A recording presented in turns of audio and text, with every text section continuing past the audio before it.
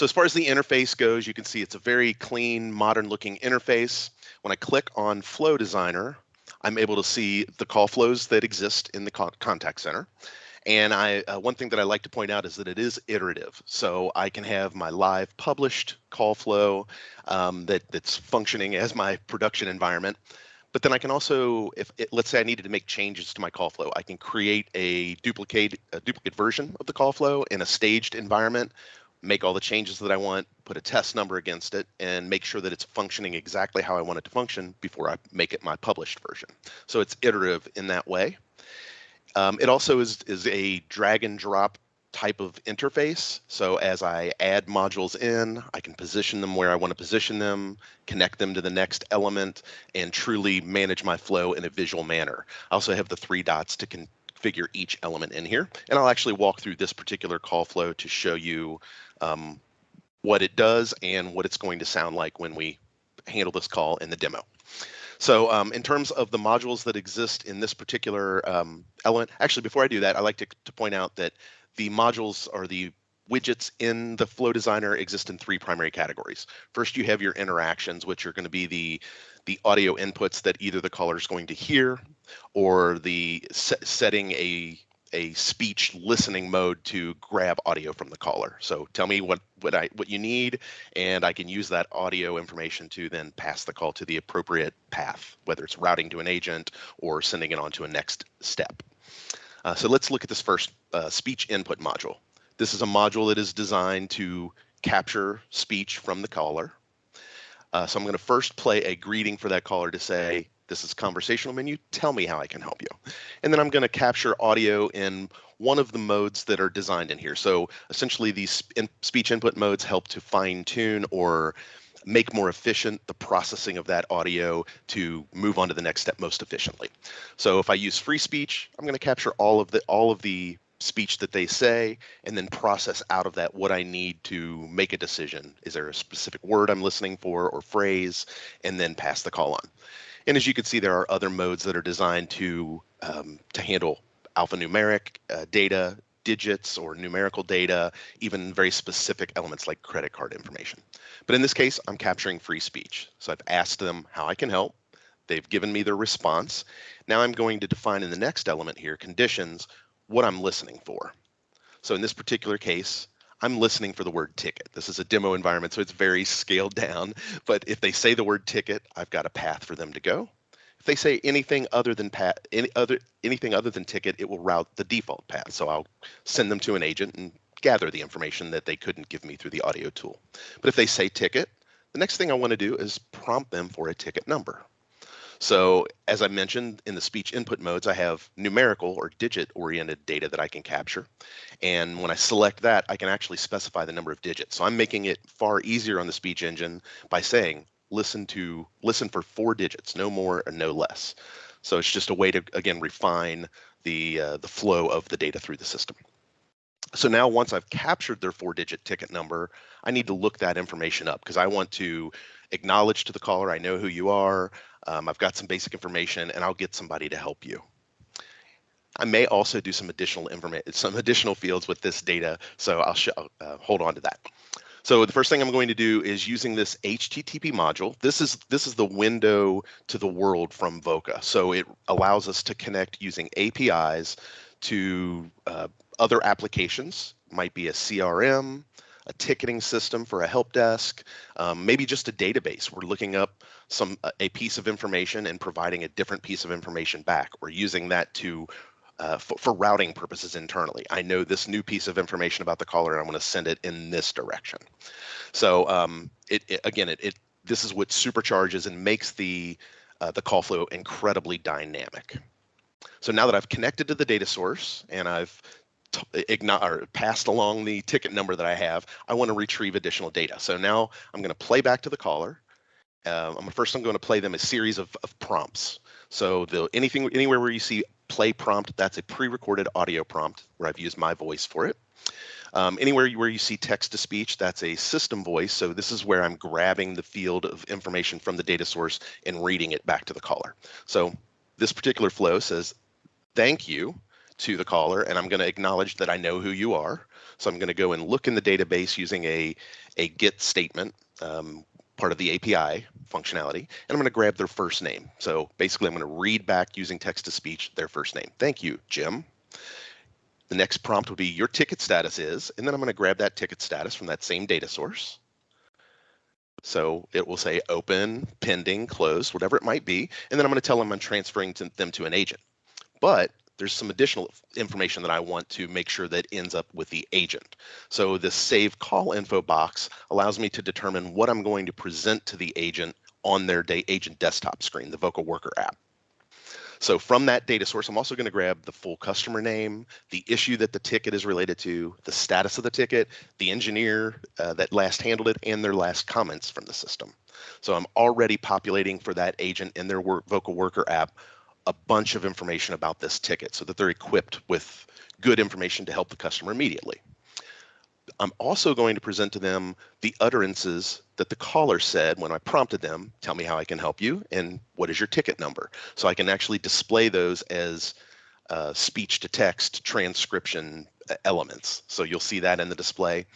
And then this very last line, this is for the iframe that exists inside of the Voca Worker app where I can actually present the full CRM or ticketing system or other data source that the agents use on a day-to-day basis. In fact, I can present the specific record. So now that I know their ticket number, I can present the actual ticket to this agent right inside of the screen. So they can start making notes or escalating the ticket or whatever they might need to do to that ticket, but they have it right in front of them. So when I move to the Voca Worker app, I will show you this.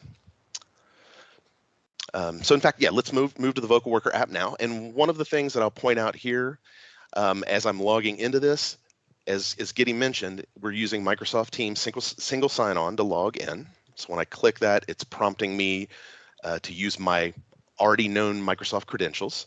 I don't have to have a separate login for Voca. And it's going to open up the Voca Worker app. So the Voca Worker app is a dedicated application for your formal agents, the agents that are agents all day long, and giving them the ability to establish their availability state. So once they've logged in, the first thing they're generally going to do is either make themselves ready or select from one of the predefined break codes. And by predefined, I mean they are customizable by you, but you can have a unique set of these codes from a queue by queue basis. So if you want a different set of not ready codes for your IT team than you do for your customer service team, very easy to do. So I'm going to go ahead and put myself into ready. And I'm ready now to take a call in the queue, obviously, when one is presented to me. And you'll notice that the screen is very clean, very empty right now, not cluttered with a bunch of confusing information. But when that call comes in, it's going to have all of the relevant call data. So I'm going to go ahead and place a call in now.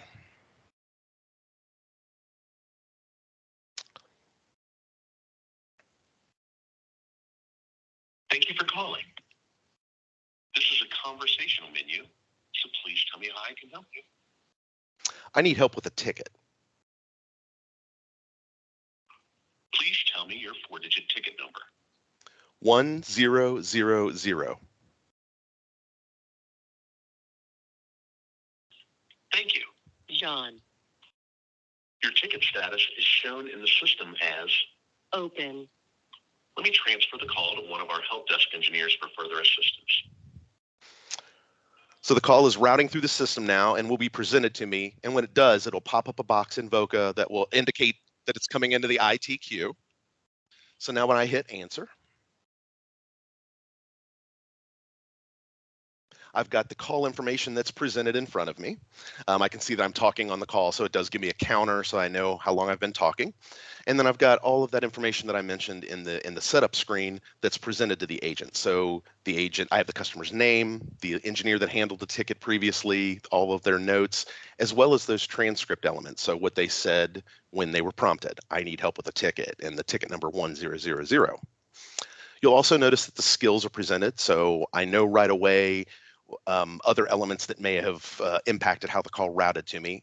One example might be a language skill. So if I see Spanish, I know to start speaking Spanish immediately with that customer. You'll also notice down below, in this particular instance, I'm sharing SharePoint data because I have the ability to connect to that data. But again, this could be a ticketing system, a CRM, and would be tied directly to the record related to what the customer's calling about. It could look up against the ticket number or perhaps their phone number, but it becomes the live data relative to this call. I also have the ability to pop this out to a new tab if I want a little bit more real estate for what I'm showing on the screen. But again, the idea is to have everything at the agent's fingertips that they need to do and need to know about this caller. You'll also notice that there are in-app call control elements because remember, as getting mentioned, the audio is actually handled in Teams. So when I answered this call, Teams answered the audio portion. And then I have this application, Voca, tied to my Teams seat. So any changes that I make inside of the application are going to control that call. So I can put the call on hold. I can do a blind transfer or a consulted transfer. And then I have wrap-up codes. So similar to the not ready codes that I showed at the beginning, I can also set up a unique set of codes on a queue by queue basis that would provide variable wrap-up times based on the type of item that an agent might need to do at the end of a call. So in this particular case, they may need 30 seconds to do ticket work, to add a couple last minute notes before they take the next call. Or maybe they need an extended wrap up. They need a little bit more time. They have to call somebody in billing to find out some data. Or if they have to escalate the call, they may need a few different steps. Contact the agent, line up a time to coordinate with the customer. But the idea here is I can really fine tune and cater the environment to the functions that my agents do all day and every day. So with that, I'm going to end the call and I'm going to show you just a couple more quick elements in here. So I'm logged in not only as an agent, but as a supervisor. So I have additional functionality available to me being a supervisor, and that would come in the way of the team management functionality. So with this tool, I'm able to see all of the agents that are in the queues that I manage, what their current state is, how long they've been in that state, and the ability to change it. So let's say Kelly just came back from lunch, they're talking to their peers and not on the call, not in ready, but I've got calls in queue, maybe I'm short staffed, I need Kelly to be on that phone, so I can force Kelly to ready and push calls in their direction. The second functionality that I have as a supervisor is the ability to do temporary queue reassignments on the fly. So again, I might be short-staffed, I might have a spike in call volumes, but I need to move agents around for whatever reason. So I can select the agent and move them in or out of queues. And this is, again, a temporary reassignment. At the end of this shift, when Kelly would log out, log back in tomorrow, they would just resume their normal queue affiliations. And if I need to make another set of temporary changes, I can use this tool to do it. But if I want to change Kelly permanently to another queue, I would do that from the Voca admin console. The other tool that I like to show that supervisors have at their fingertips is the dashboard. Of course, they have access to a number of reporting tools, but the dashboard is that real-time, most frequently used tool because it's got the real-time data in there. It's actually a mix of real-time fields and some fields for the day. So pending calls and longest waiting, that's going to be indicative of how many calls are currently in queue and how long has the longest call been waiting. But I also have metrics for the day. So how many calls have abandoned today? How many calls have we answered today? What's our average speed to answer? So I've got really valuable metrics right at my fingertips. And the nice thing is this is URL based. So I can share this URL with anybody on my team that needs it. Somebody in management, and my agents, some contact center environments like their agents to be incredibly well informed of all the call activity. Simply share this URL and they've got that information. And then the other piece would be the worker count. So this gives me a real-time look at what my agents are doing, what my head count coverage looks like, how many are talking in inbound calls versus outbound, how many are in an available state versus an unavailable state. And that is reflected here. So I'm the ready agent, and I've got 2 agents that are in a not ready state.